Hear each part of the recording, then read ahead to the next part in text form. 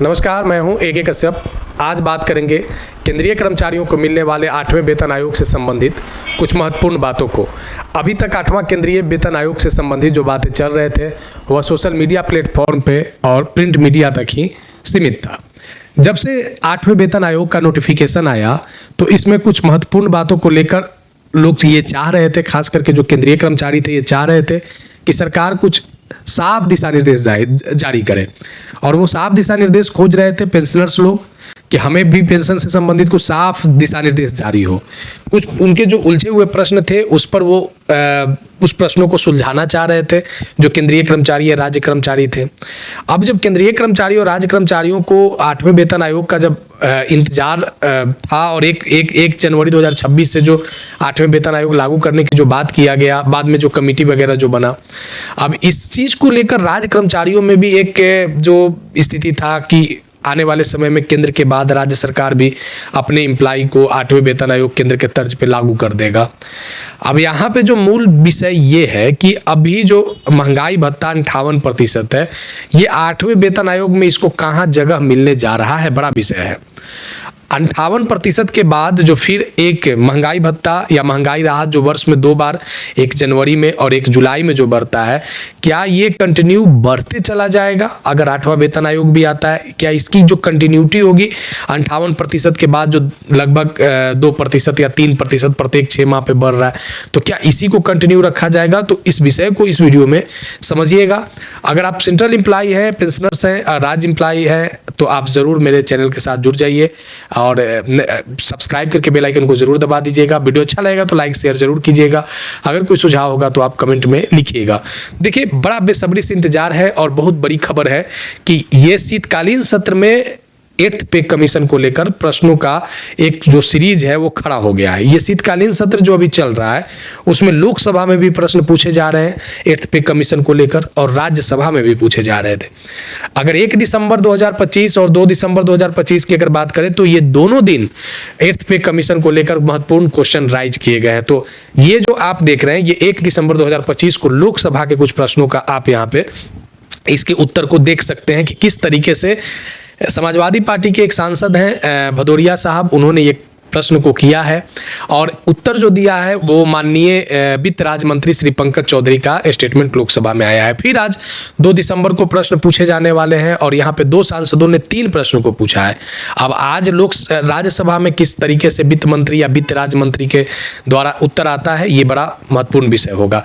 तो सबसे पहले देखिए, यहाँ पे जो भदौरिया साहब है इन्होंने प्रश्न किया था जिस पर वित्त राज्य मंत्री पंकज चौधरी का क्या स्टेटमेंट आया है। तो इस यहाँ पे देखेंगे सबसे पहले कि जो मूल विषय है कि क्या बेसिक में मर्ज हो जाएगा डीए। बेसिक जो मूल वेतन था, मूल वेतन जो कर्मचारियों को मिलता है, तो लोगों को ये अनुमान है कि जो 58% की जो राशि है दिसंबर तक जो मिल रही है, जो भी उस पे जिन लोगों का जितना मूल वेतन है, जो महंगाई भत्ता मिल रही है, उस महंगाई भत्ता को मूल वेतन में मर्ज करके फिर 0% से शुरुआत किया जाएगा। अब विषय यहीं पे फंसा हुआ है। सबसे पहले देखिए यहाँ पे कि बेसिक में मर्ज होगा कि नहीं होगा, इस विषय को लेकर आप देख सकते हैं कि यहाँ पे अतारांकित एक प्रश्न पूछा गया था और ये अतारांकित प्रश्न जो था 1 दिसंबर 2025 को श्री आनंद भदौरिया के द्वारा पूछा गया, जिस पर श्री पंकज चौधरी ने यहाँ पे आंसर दिया है। चलिए देखिए, सबसे पहले इस प्रश्न को देखिए कि यहाँ पे क्वेश्चन पूछा गया है कि वित्त राज्य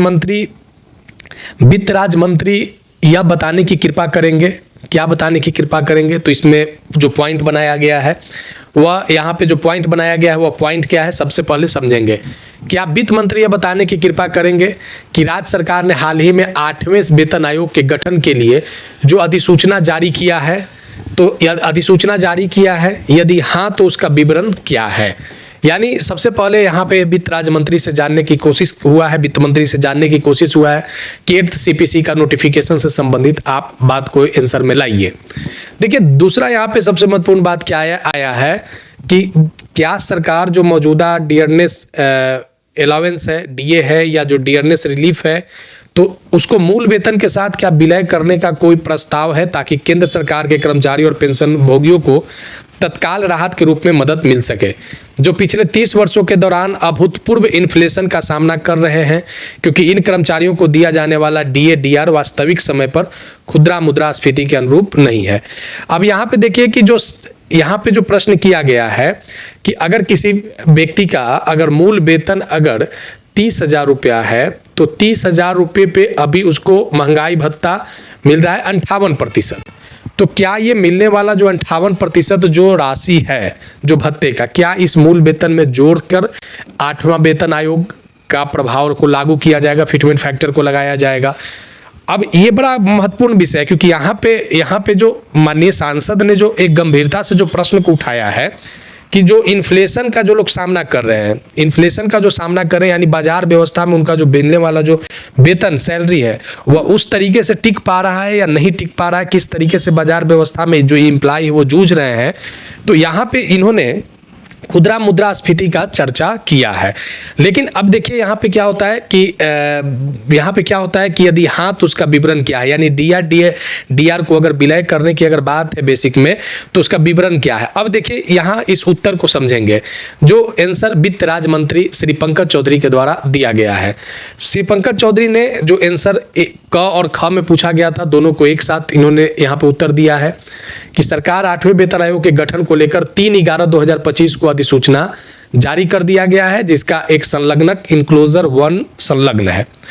ये तो महत्वपूर्ण बात जो सब लोग को पता है, लेकिन बात कहाँ था, कहाँ लोग जानना चाह रहा था, जानना ये चाह रहा था कि ये जो डीआर है इस पर क्या सरकार सोच रहा है। तो इस पे अभी तक यानी 1 दिसंबर 2025 तक जो सरकार का सोच है, जो उत्तर के रूप में निकल कर आया है कि मौजूदा महंगाई भत्ता, अभी महंगाई भत्ता कितना है 58%, मौजूदा महंगाई भत्ता वेतन के साथ विलय करने का कोई प्रस्ताव विचाराधीन नहीं है। यानी ये 58% जो है ये आपके 8th CPC में विचाराधीन नहीं है। यानी इसका मतलब ये हुआ कि 8वें वेतन आयोग का लाभ है, अगर इसको अगर व्याख्या किया जाए अभी के इस उत्तर के आधार पर, आने वाले समय में क्या परिवर्तन होता है वो एक अलग विषय है, लेकिन इस उत्तर के विषय पर अगर व्याख्या किया जाए तो यानी आने वाले समय में ये क्लियर हो चुका है कि मूल वेतन में ही बढ़ोतरी होगा। डीआर जो है जिस तरीके से प्रत्येक 6 माह पर एक बार दिया जाता था वैसे इसी में कंटिन्यूटी रहेगा। अगर ये आने वाले समय में जनवरी में 3% लगेगा तो ये आपका 61% हो जाएगा, फिर जुलाई में अगर 3% लगेगा तो ये 64% हो जाएगा, फिर अगर इसी तरीके से 3% 4% यही ऐड होकर आपका बढ़ते जाएगा। यानी डीए और डीआर आपका बेसिक में मर्ज इस उत्तर के आधार पर होने नहीं जा रहा है पेंशनर्स के लिए और सरकारी कर्मचारियों के लिए। यहाँ पे क्या बात किया है कि विचाराधीन नहीं है। समायोजित करने के लिए जो मुद्रास्फीति का कारण है मूल वेतन और पेंशन वास्तविक मूल्य के क्षरण से बचाने के लिए AICPIW के आधार पर डीआर के दर को समय पर 6 महीने संशोधित किए जाते हैं।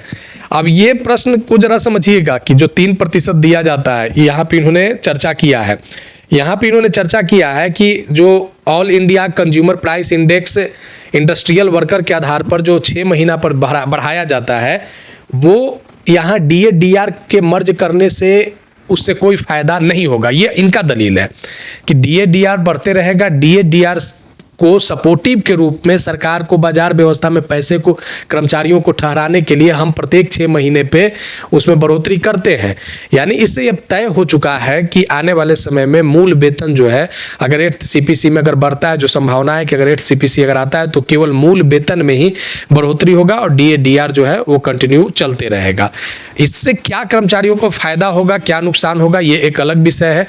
लेकिन अगर 7th पे की तुलना अगर करें 8th पे में, तो जब 7th पे लागू हुआ था 2014 में तो उस समय 125% जो था वह महंगाई भत्ता था और यही 125% महंगाई मिलने वाले महंगाई भत्ता को बेसिक में मर्ज कर दिया गया था। अब स्थिति ये हुआ कि उस समय उसके बाद जब ये मिला था 1 जनवरी 2016 से जब इसका प्रभाव लागू हुआ था तो 0% यहाँ से फिर बढ़ोतरी हुआ था। यानी अब 0% डीआर इस आधार पर 1 जनवरी 2026 से नहीं होने जा रहा है। आने वाले समय में कर्मचारी संदर्भित इस विषय को कितना उनको नुकसान या कितना फायदा इससे मिलेगा, किस तरीके के फिटमेंट फैक्टर होंगे, वो अलग विषय है। लेकिन अभी तक जो क्लियर हुआ है ये आपके लोकसभा में इस प्रश्न वित्त राज्य मंत्री श्री पंकज चौधरी के द्वारा जो स्टेटमेंट दिया गया है इससे केंद्र सरकार के कर्मचारी और पेंशनर्स को बहुत चीज़ अब क्लियर होता हुआ दिख गया होगा। आने वाले समय में फिर हम कुछ चर्चा करेंगे। अगर नए जुड़े हैं तो जरूर चैनल को सब्सक्राइब करके बेल आइकन को दबा दीजिएगा। वीडियो अच्छा लगेगा तो लाइक शेयर जरूर कीजिएगा। अगर कोई सुझाव होगा तो आप कमेंट में लिखिएगा। मिलेंगे आगे नेक्स्ट वीडियो नेक्स्ट टॉपिक में। धन्यवाद।